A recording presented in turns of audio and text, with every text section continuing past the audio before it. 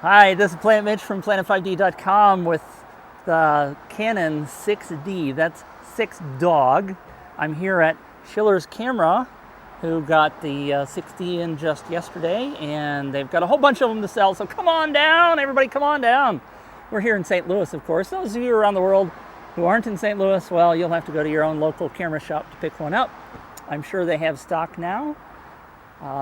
We did a little test around here to do a little video. It's already starting to get dark. Oh, we've also got the 5D Mark III and the 5D Mark II that we're doing a simultaneous 3-camera test, so you can see all 3 of those side by side while we were filming. So we'll try to put that together, and hopefully that turns out. The good friends over at Schiller's were not able to let us take the camera for any length of time, so we had to do this kind of quickly right there at the store.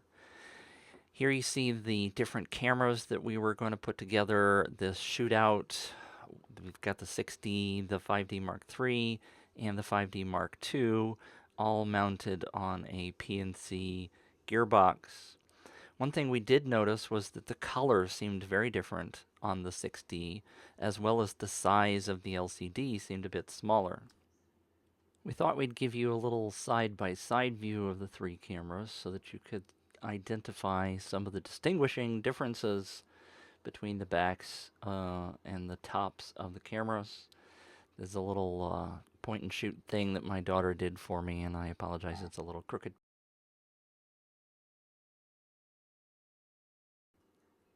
We were also able to get a 7D to lay side by side, so we grabbed the shot with the 5D Mark III, the 6D, and the 7D. Our primary goal was to get outside and to shoot some video of buildings to test the moire. Here you see the PNC gearbox and me. Here you can see that it's getting pretty late. The sun's going down. But we had a 40mm pancake lens on the Canon 5D Mark II, and on the 60D and the 5D Mark III, we had a 24-105. We tried to set them up as identically as possible. We used 1/50th of a second f10 and a Kelvin of 5200 on all 3 cameras. However, we did see some color differences, as you see in the upper right corner with the Canon 6D on the LCD, although it doesn't really show up in the video anywhere here. And we didn't have time to diagnose that issue, so I don't know what's exactly causing that. Now we're going to dive into the moire tests outdoors with video. We're going to start with the 5D Mark III because it's the best in the lot. I want you to pay specific attention to these 2 buildings in the side-by-side testing. That one and this one, you'll see quite a difference in moire. On the 5D Mark III, you don't see much of any. Here's 5D Mark II. Notice the banding and problems all along the phone lines here.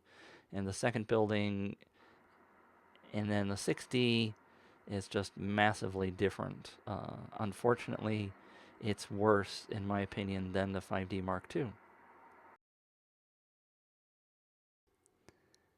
So let's have a look at all 3 of those clips side by side. On the left, you see the 5D Mark III, in the middle is the 5D Mark II, and on the right is the 6D. Looking at a paused image of the first building, we can see that the 5D Mark III bricks appear to be fairly good. The 5D Mark II shows a lot of moire, as well as the 6D.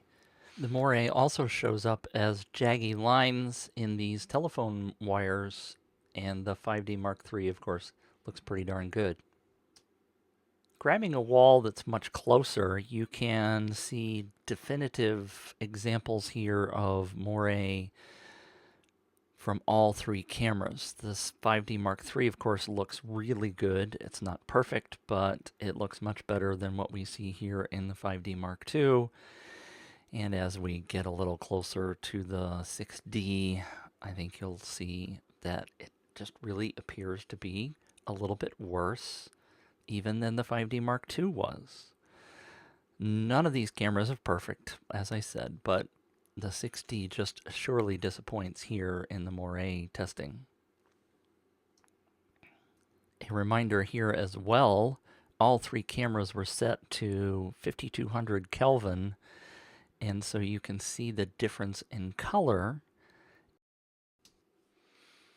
And let's not forget our famous rolling shutter test. We don't really expect to see anything different here. The 5D Mark III should have been a landmark camera in terms of doing rolling shutter, but it's about the same as the 5D Mark II.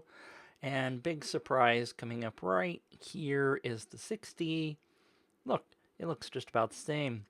I'm going to do a little slow-mo here for you, or stop motion right now, so you can see that they are about equal between the 5D3 and the 6D. And there you go.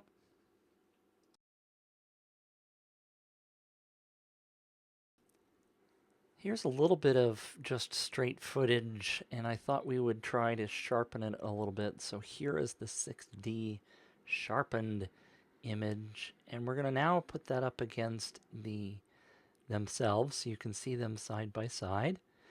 And then just a last little bit showing the 6D next to the 5D Mark III footage. I didn't make much time to take stills. I was primarily focused on video. And I think that's the actual best answer for this camera, is that it's probably a much better stills camera than a video camera. So stick with the 5D Mark III if you want to do video. Couple of quick shout outs before we go. The callouts and split screen at 10 plugins from Noise Industries and Crumple Pop, respectively. And we want to thank Rode for the brand new lav mic that we have. And of course, Schiller's camera. And that's a wrap here from Schiller's camera. This is Planet Mitch from Planet 5D. Thanks for tuning in.